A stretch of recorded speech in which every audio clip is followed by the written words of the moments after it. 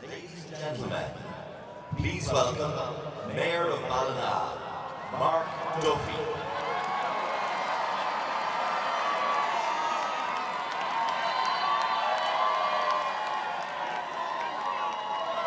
Good evening, Ballina. Are we ready to give a hometown welcome to President Joe Biden? That wasn't bad, but we'll give it another go. This time, I want everyone, from right down on his home street of Garden Street, to the Market Square in Ballina, where we've got big screens, from Pearse Street, up Ardnaree and down the quay, to here on the banks of the historic River Mayo, behind the cathedral. Are we ready to give President Biden a homecoming welcome?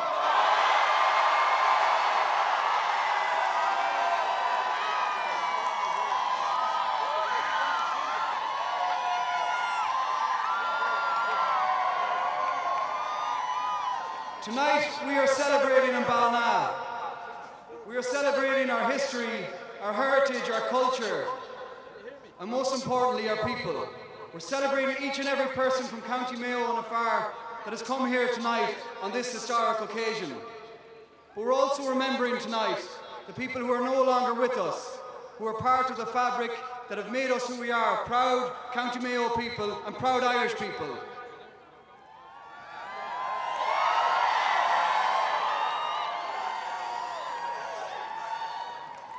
The Ballina story was not always celebratory. We've had our difficult times. On these streets and on these laneways during famine, so many people died and emigrated. Many went to Scranton, our sister city in the USA. They went in search of a better life. One man, Edward Blewett, went to Scranton. Like many of him from this area, thousands of us from County Mayo went to Scranton and went down into the coal mines, worked the railways. But coming out of those coal mines came hope, and came the Edward Blewett story that has now become the Joe Biden story.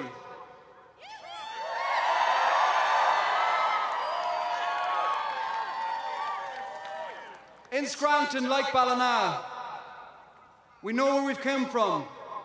We're proud of who we are. And in just a few moments' time, the President of the USA is back for the third time in Ballina, County Mayo.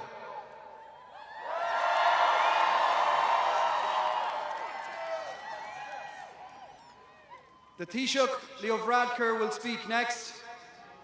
After Taoiseach speaks, I hope that you give a rousing, powerful, Western, soulful, homecoming welcome to the 46th President of the United States of America, President Joe Biden.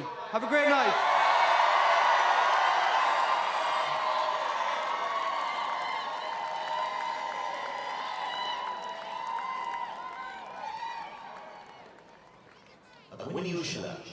Please welcome Taoiseach Leo Varadkar.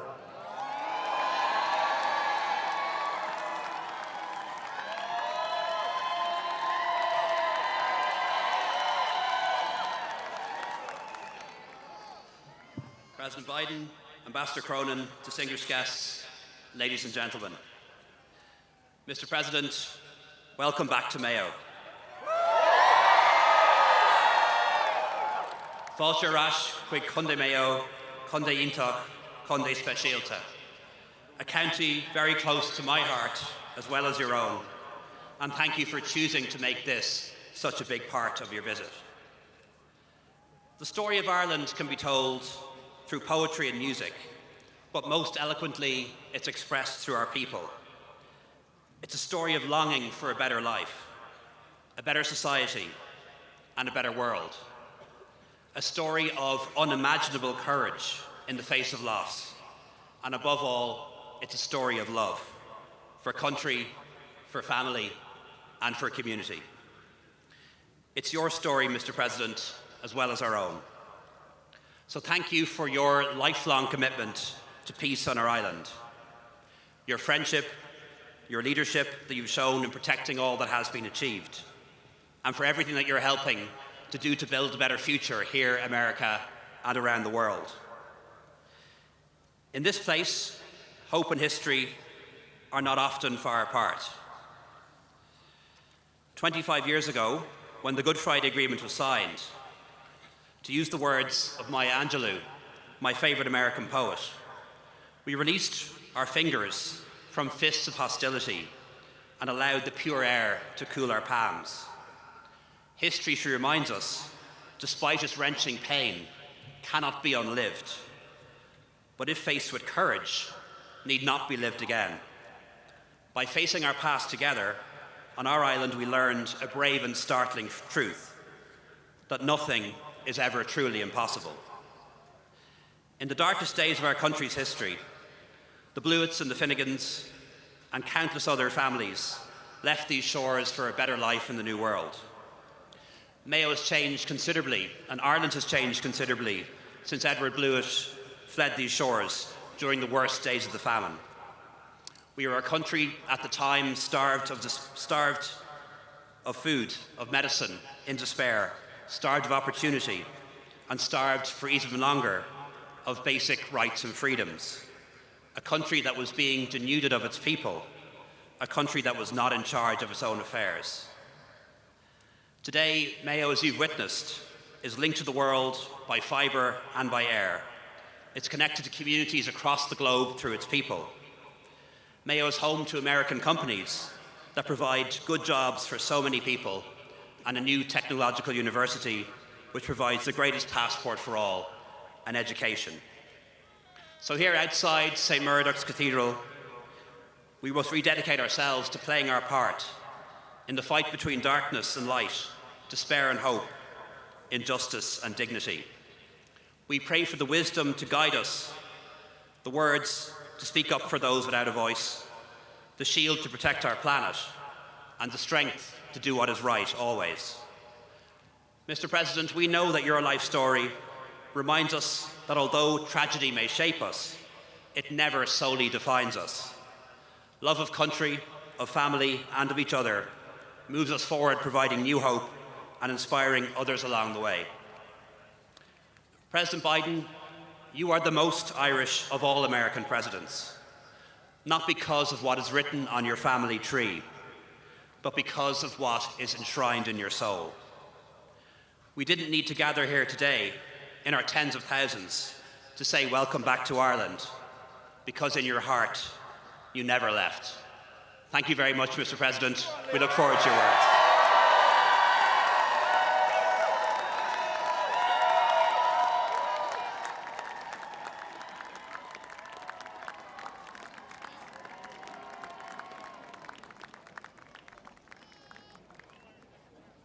Please welcome, a son of Ballina and the 46th President of the United States, Joe Biden.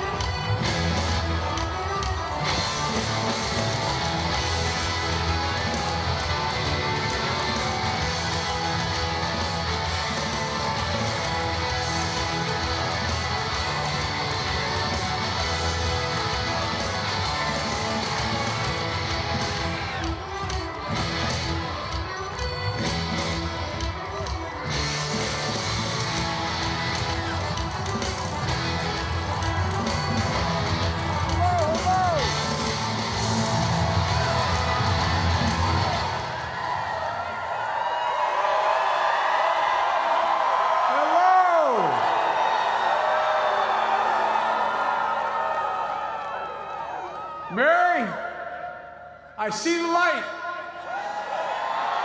Hello, Mayo. It's great to be here with you all. And it's great to be back in Ballina during your 300th anniversary.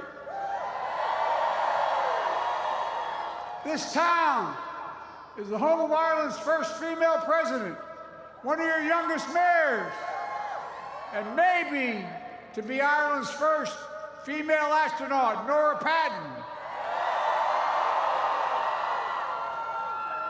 Mr. Mayor, thank you for welcoming me back to town. And I also want to thank the Taoiseach for his remarkable hospitality, his generous remarks, and maybe most importantly for his friendship. I want to thank the bands that played earlier. God, you guys are amazing. And the academics. Let's give another big hand, by the way, to the Chieftains. I remember being with you back in 2016. I'm grateful you came back for one more time to perform tonight. Thank you, the Chieftains. Your music is incredible, and I've been a long-time fan. My good friend Enda Kenny, former Taoiseach, a Mayo man, is here with Finola, his wife. God love her, she's going to go straight to heaven. I love you both, but most of all, I want to acknowledge my family, all the Blewitts. You make me proud. You make me proud. All year, the words of the great Mayo poet Andrew Rafferty have been ringing in my head. And it goes like this. He said, "Now the spring is coming. I shall raise my sail. Since it entered my head, I won't stay still until I shall stand in the center of County Mayo."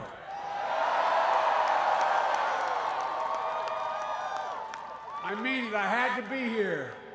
My son Hunter and my sister Valerie and I made several stops across Mayo today. We visited Knox Shrine, where I was hosted by Father Richard Gibbons. We also met, out of the blue, we didn't know he was there, a former military chaplain, Father O'Grady, who gave my son last rites in Walter Reed Medical Hospital in Washington. It was incredible to see him. It seemed like a sign. We traveled up to North Mayo Heritage Center, where I learned even more about my roots in Mayo. Roots that led me back here to Ballina and to St. Murdoch. What a magnificent cathedral. I also learned, if you go far enough back, you can find a record of one Edward Blewett, who worked for several years in the Ordnance Survey mapping this entire area of Ireland. But even before that, it turns out, he worked in the old Ballina brickyard. We found a record, or I should say the Historical Society found a record for me. In 1828, he was paid 21 pounds and 12 shillings to help supply this bricks for this cathedral. 27,000 of them. I was able to hold one in my hand today. They're damn heavy, they're heavy. As he labored, I'm sure Edward imagined that one day his family would worship here, that his children would be baptized here like his son Patrick was, and that future generations of his family would mark the milestones of their lives here in these sturdy walls. But I doubt he ever imagined his great-great-great-grandson would return 200 years later as President of the United States of America. Isn't that amazing? And I want to thank you. I want to say thank you. I heard you all had an impromptu celebration the night I was declared the winner in 2020 election. You decked out the town, I'm told, in red, white, and blue, with cars and crowds gathering in the market square, singing the green and the red of Mayo.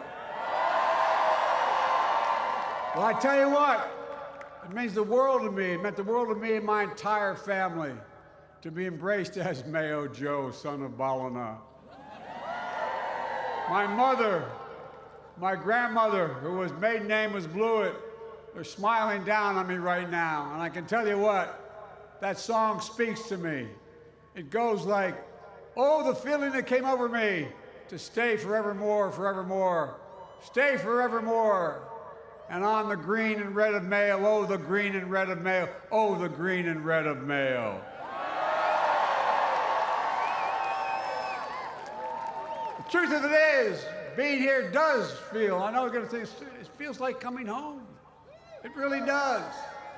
Over the years, stories of this place have become part of my soul, part of my family lore. It was here where I imagine my great-great-great-grandfather took shade under yew trees after a long day at the brickyard. It was here, I imagine, his children climbed the limestone cliffs and played in the muddy bogs. and fished in the River Moy. It was here where I imagined one of those children, my great-great-grandfather, Patrick, stood on the shores of Clew Bay and dreamt of becoming a seaman. When Patrick was just a teenager, he set sail for America for the first time. But in the 1850s, the famine hit Mayo particularly hard. He returned to Ballina to gather the entire Blewett clan, Mom, Dad, and all the children. And together they boarded the Excelsior to sail to the United States. Just as I imagined their life here in County Mayo, I can only imagine how hard it must have been to leave it all behind, to leave the only place they ever called home, and to hold out hope on shores beyond. Like so many other men and women of Mayo, Edward and Patrick carried this hope with them across the sea. They settled in my hometown of Scranton, Pennsylvania, and Ballina's sister city. As a matter of fact, I knew I was coming over, so you know what I did? I invited the mayor of Scranton, Pennsylvania to come with me. She's here tonight. Paige Cognetti. It was there in Scranton where Patrick raised his own son, also named Edward. Edward Francis Blewett, my great-grandfather. His Irish pride ran deep. He helped found the Irish American Association, now known as the Friendly Sons of St. Patrick of Lackawanna County. He chaired Scranton's St. Patrick's Day Parade in 1897 for the Ancient Order of Hibernians. He became one of the first Irish Catholics ever elected to the Pennsylvania State Senate. And he became one of the first in my family to go to college, earning a degree in engineering from Lafayette College in Pennsylvania. Well, while Edward had the head of a scientist, he had the heart of a poet. Years ago, after my mom died, a lot of her belongings were in my attic. I couldn't get myself to go through them, to empty the boxes. But when I finally did, you know what I found in the attic? Of my mother's keepsakes? Over 100 poems written by Edward Blewett, Senator Edward Blewett. And one from 1919 he wrote of his Ireland. From the fairest land except my own, these stars and moon and sun, a citadel of liberty, my mother's land to ruin. It was in Scranton, where my mom, Catherine Eugenia Finnegan, met and married my dad. Joseph R. Biden Sr. was a wonderful man, but whose saving grace in the eyes of the Finnegans was he had a Hannafy from Galway as his mother's side. It rescued the fact Biden's an English name. Together, they raised me and my siblings with a fierce pride in our Irish ancestry. A pride that spoke to both the history that binds us, but more importantly, the values that unite us. To this day, I can still remember hearing my dad say at the dinner table, Joey, and I meant this is, I give you my word as a Biden, this is absolutely true. He'd say, Joey, everyone is entitled to be treated with dignity and respect. I can still hear my mom tell me, Joey, nobody's better than you, but everybody's your equal. These are the same values I tried to pass down to my children and grandchildren, whom I've always dreamed of bringing to Ireland. In 2016, when I was vice president, that dream became a reality. 3 generations of my family walked along Garden Street, where Edward Blewett, a brickmaker and surveyor, lived with his family. It was on Garden Street we learned the true meaning of the Celtic expression, 100,000 welcomes. Matter of fact, I think I shook 100,000 hands that day. I also met the extended cousins, who instantly felt like family I'd grown up with on Sunday dinners on every single week. This strong bond brought me back in 2017 when I was a professor at the University of Pennsylvania. No crowds, no motorcades, no Secret Service. Just me and my brother Jimmy coming home to see family. During the trip, I had the honor of turning the sod at Roscommon Hospice. As many of you know, that hospice is now open. And thanks to my cousin Larita Blewett, And many of those, she's incredible, by the way. And many of those, there's a marker. There's a marker laid there in remembrance of my son. Bo passed away in 2015, a decorated war hero from Attorney General of Delaware after a valiant fight with brain cancer. So I can tell you how special it is that a piece of his legacy lives here among his ancestors.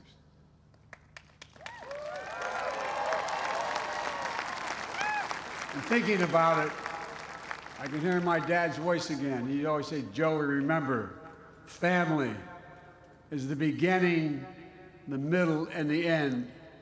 Beginning, middle, and end. That's the Irish of it, the beginning, the middle, and end. Everything between Ireland and America runs deep. Our history, our heritage, our sorrows, our future, our friendship, our joys. But more than anything, hope is what beats in the hearts of all our people. For centuries, even during times of darkness and despair, hope has kept us marching forward toward a better future. One of greater liberty, greater dignity, and greater possibilities.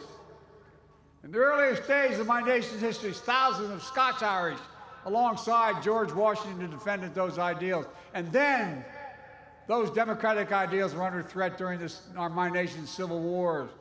That's when the Irish immigrants who came after the famine, more than 150,000 of them, joined the fight to defend the liberty and equality, many serving in the legendary Irish Brigade. When one other Irish Catholic president, only other one, John F. Kennedy, visited Ireland 60 years ago, you can clap for him, man. He was something else. He presented your parliament with a flag of the regiment of that Irish Brigade, honoring Ireland's great contributions to American freedom. It still hangs there to this day. It's a legacy of faith and fidelity to freedom, to one another, that has been handed down generation to generation to generation. Today, the United States continues to honor that legacy, including that one of a Mayo-born Marine named Patrick Gallagher. Patrick immigrated to New York in 1962. He worked for the Senate campaign of one of my political heroes, Robert F. Kennedy. A few years later, when he wasn't even a U.S. citizen, Patrick joined the United States Marine Corps and deployed to Vietnam. In January of 1966, Patrick's team was attacked in an ambush. When the enemy hurled a grenade at his team, Patrick threw himself on top of that grenade. He was willing to sacrifice his life to save his brothers in arms. He survived that attack today, but was awarded the Navy Cross for his bravery. Sadly, he was later killed in action. But this year, his name will be honored in iron as the United States launches a new Navy destroyer, the USS Patrick Gallagher from Mayo. You know, I've often said that we Irish are the only people who are actually nostalgic about the future. We always believe in a better tomorrow. It's because no matter what, we've always carried hope in our hearts. It's hope that lifted the way through the darkness and lighted it for us. Our strength has helped us overcome everyday hardships. And above all, our courage has allowed us to march forward with faith, even in the face of sorrow and setbacks. As we know all too well, this is not just a story of our past, but our present and our future as well. Earlier this week marked 25 years since the signing of the Good Friday Agreement.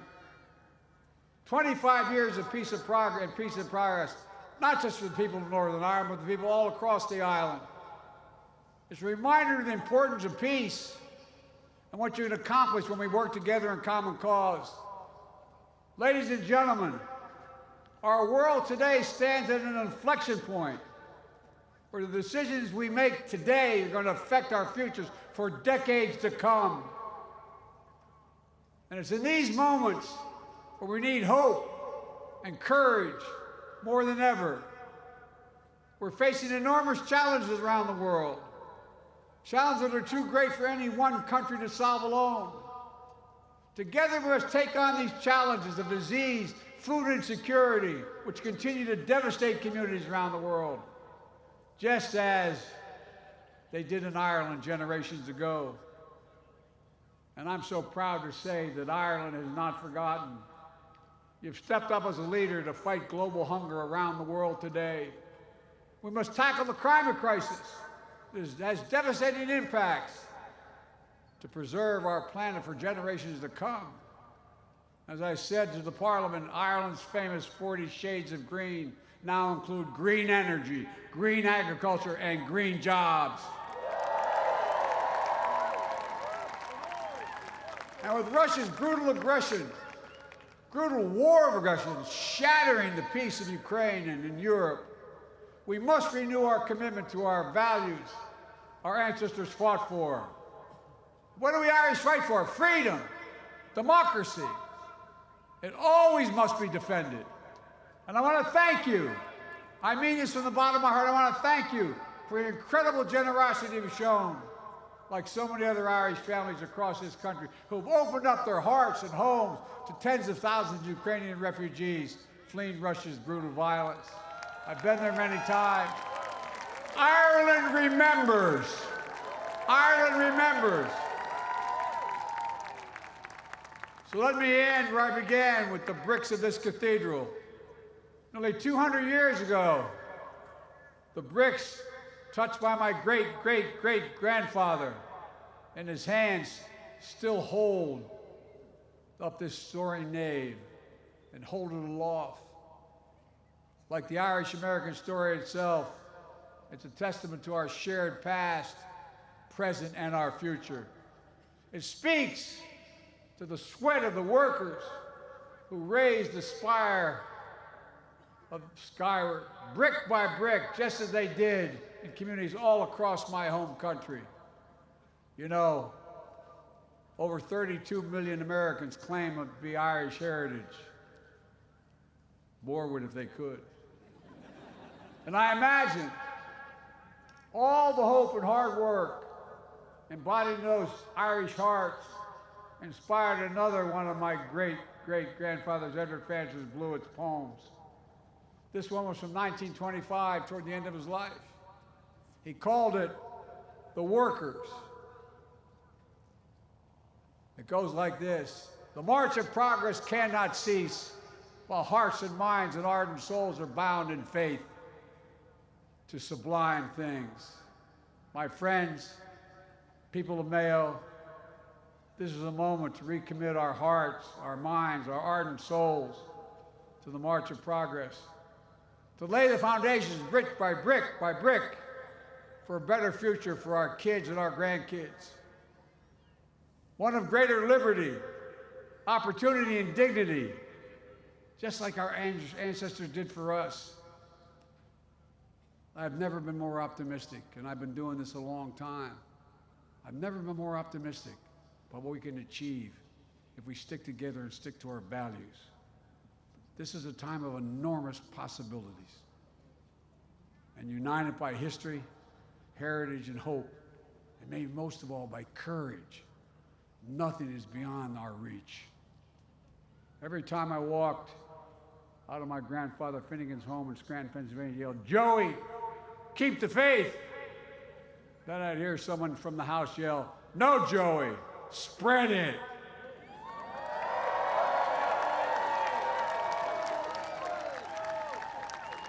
May God protect all those who serve the cause of peace. And oh, one more thing. Mayo for Sam! Mayo for Sam! Thank you, thank you, thank you.